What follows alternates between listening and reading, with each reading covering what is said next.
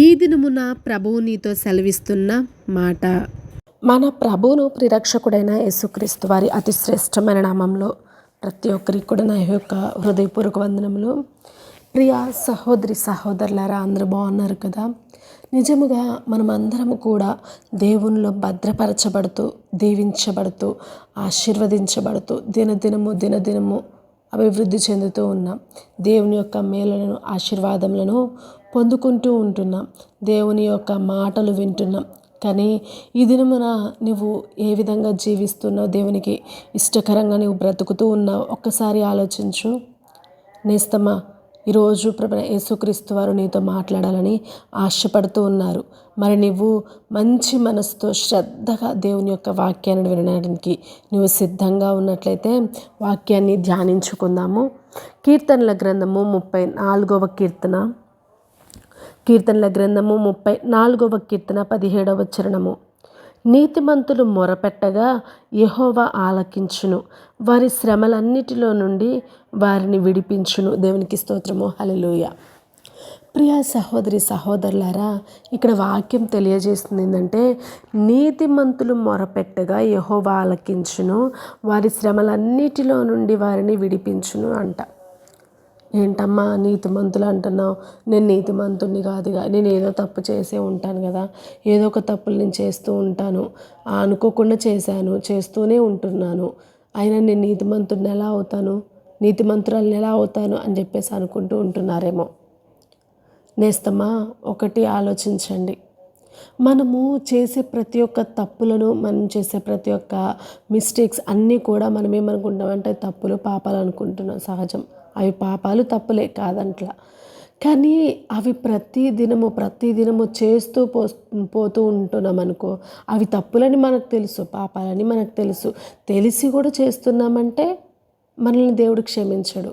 కానీ నీవు హృదయపూర్వకంగా పశ్చాత్తాప హృదయం కలిగి నేను ఇంకెప్పుడు చేయను అని చేయకుండా నీవు ఉన్నట్లయితే, అవన్నీ విడిచిపెట్టినట్లయితే, దాన్ని వెంబడేసుకొని తిరగకుండా, ఆ తప్పులు చేసుకుంటా వెళ్ళకుండా, నువ్వు ఎప్పుడైతే ఆ తప్పులను తెలిసి వెంటనే విడిచిపెట్టి పశ్చాత్తాప హృదయంతో దేవుణ్ణి వెంబడిస్తూ జీవిస్తున్నావో, అప్పుడు నువ్వు ఖచ్చితంగా దేవుడి యొక్క రక్తంతో నువ్వు కడగబడి, శుద్ధి చేయబడి, దేవుని యొక్క ప్రతి ఒక్క విషయాల్లో నువ్వు పాల్గొంటున్నావు కాబట్టి ఆయన నిన్ను శుద్ధీకరించి నీతిమంతుడిగా, నీతిమంతురాలిగా మారుస్తూ ఉన్నారు. నేస్తమా, మనం చేసే మిస్టేక్స్ అన్నీ కూడా ఈ లోకపు మనుషులు గుర్తిస్తారు, అవే పద్దాకులు చెప్తూ ఉంటారు. కానీ ప్రభువైన యేసుక్రీస్తు వారు ఏం చేస్తున్నారో తెలుసా? నీ యొక్క హృదయాంతరంగాన్ని ఎరిగిన వారు కాబట్టి, నీ హృదయాన్ని బట్టి, నీ యొక్క హృదయపు ఆలోచనను బట్టి ఆయన ఏం చేస్తారంటే, ఆ తప్పులు, పాపాలు అవన్నీ కూడా అప్పుడే నువ్వు ఎప్పుడైతే ఒప్పుకుంటున్నావో అప్పుడే అవన్నీ కూడా మర్చిపోతారు. ఇంకా జ్ఞాపకం చేసుకోరు. కాబట్టి నేస్తమా, ధైర్యంగా ఉండు. నువ్వు నీతిమంతురాలుగా తీర్చబడడానికి కారణం ఏంటో తెలుసా? నీ తప్పులు, పాపాలన్నీ కూడా ఒప్పుకొని నీవు వాటిని విడిచిపెట్టావు కాబట్టి. ఇంకా కొంతమంది ఒకవేళ ఈ వాక్యం వింటున్నవారు విడిచిపెట్టలేకపోతున్నారేమో, లేకపోతే విడిచిపెట్టకుండా ఇంకా వాక్యం వింటున్నారేమో. నేస్తమా, దేవుడు నీతోనే చెప్తున్నారు. ప్రభువైన యేసుక్రీస్తు వారు ఏమంటున్నారంటే, నా రాకడ అతి త్వరలో ఉంది, నేను నిన్ను కలుసుకుంటున్నాను, నిన్ను తీసుకెళ్తాను, ఆ పరలోక రాజ్యం నీకు ఇవ్వాలని ఆశపడుతున్నాను. కాబట్టి ఈ లోకంని నువ్వు వెంబడించకుండా, లోకపు పాపాలను నువ్వు వెంబడించకుండా, లోకంలో ఉన్న ప్రతిదీ నువ్వు విడిచిపెట్టి పరిశుద్ధంగా, పవిత్రంగా, నీతియుక్తంగా నువ్వు జీవించగలిగితే నేను పరలోక రాజ్యంలో తీసుకెళ్ళడానికి ఆశపడుతున్నాను. నిస్తమా, మన పేరు అక్కడ ఉందండి. మన కోసం ఒక మంచి గృహం కట్టుంది. ఈ లోకంలో నీకు అప్పులున్నాయని బాధపడుతున్నావేమో, ఈ లోకంలో నాకేమీ లేదు, నన్ను అందరూ విడిచిపెడుతున్నారు, నేను ఇట్లా పాపం చేస్తున్నాను, నేను ఇట్లా ఇది చేస్తున్నా అని చెప్పేసి నీ పాపాన్ని, నీ చేతుల్లో నువ్వు చేసిన ప్రతి తప్పుల్ని, లేకపోతే నీకున్న పరిస్థితులను బట్టి నీవన్నీ కూడా బాధపడుతూ, దుఃఖపడుతూ, నిందించబడుతూ, వేధించబడుతూ, హింసించబడుతూ ఉన్నావేమో. ఈ దినమున ప్రభువైన యేసుక్రీస్తు వారు నీతోనే మాట్లాడుతున్నారమ్మా. అయా, నీతోనే మాట్లాడుతున్నారు. అవన్నీ ఒప్పుకొని విడిచిపెట్టేసాయి.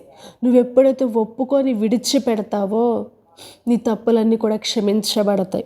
అప్పుడు నీవు దేవునికి మొరపెట్టినప్పుడు ఏమని, నీ నీతిని బట్టి నువ్వు మొరపెడతావో, నీకేది కావాలో నువ్వు మొరపెడతావో ఆ యొక్క ప్రతి ఒక్క మొరను ప్రభు అయిన యేసుక్రీస్తు ఆలకించి అవన్నీ కూడా ప్రతి ఒక్కటి కూడా ఆలకించిన తర్వాత వెంటనే దాన్ని కార్యరూపంలో చేసి నీ ప్రతి ఒక్క ప్రార్థనను నెరవేర్చి ప్రతి శ్రమలన్నిటిలో నుండి నిన్ను విడిపించడానికి సిద్ధంగా ఉన్నారు. దేవునికి స్తోత్రం. హల్లెలూయా. కాబట్టి నేస్తమా, ఇంకెందుకు బాధ, ఇంకెందుకు దిగులు, ఇంకెందుకు వేదన, ఇంకెందుకు నువ్వు ఆ కష్టంతో అనుభవిస్తూ ఉంటావు? కాబట్టి ఇప్పుడే దేవుణ్ణి అడుగు, అయ్యా నేను నీతిమంతుడిగా మార్చబడడానికి నాకు ఒక్క అవకాశాన్ని ఇవ్వని చెప్పేసి దేవుని దగ్గర అడిగి ప్రార్థన చేసి ఒప్పుకొని అవన్నీ కూడా విడిచిపెడదాం. దేవుని యొక్క ఆశీర్వాదములను, మేలులను, దీవెనలు పొందుకుందాం. అంతేకాదు మన ప్రార్థనకు జవాబును దయచేసి విజయవంతులంగా మనము తీర్చిదిద్దబడదాం. దేవునికి స్తోత్రం. హల్లెలూయా. ఈ వాక్యం దేవుడు దీవించి ఆశీర్వదించి మన హృదయంలో ఫలింపజేయును గాక. చిన్న ప్రార్థన. సకల ఆశీర్వాదాలకు కారణభూతురానికి స్తోత్రాలు ప్రభువా. అయ్యా మా పాపములను మేము ఒప్పుకోవడానికి సహాయం చేయండి. మేమేమైనా నాయన యేసే మర్చిపోయినట్లయితే అవన్నీ కూడా క్షమించి అవన్నీ కూడా జ్ఞాపకం చేసుకొని అవన్నీ ఒప్పుకొని విడిచిపెట్టి మరలా నీ యొద్ద నాయన నమ్మకంగా మేము ఉండడానికి కృప చూపించి కార్యము జరిగిస్తారని నమ్మొచ్చు.